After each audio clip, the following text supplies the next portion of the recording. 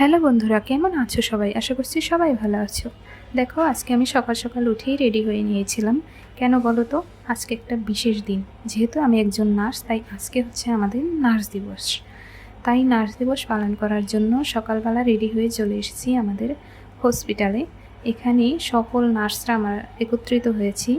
Staff nurse, intern nurse যারা আছে সবাই একত্রিত হয়েছি। দেখো কত ভালো লাগছে সবাইকে, তাই না?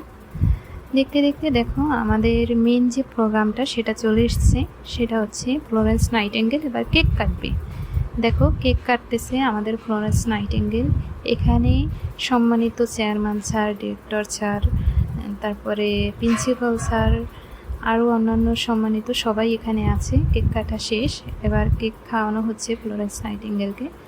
দেখো ওখানের প্রোগ্রাম শেষ করে এখন চলে এসেছি আমার ডিপার্টমেন্টে।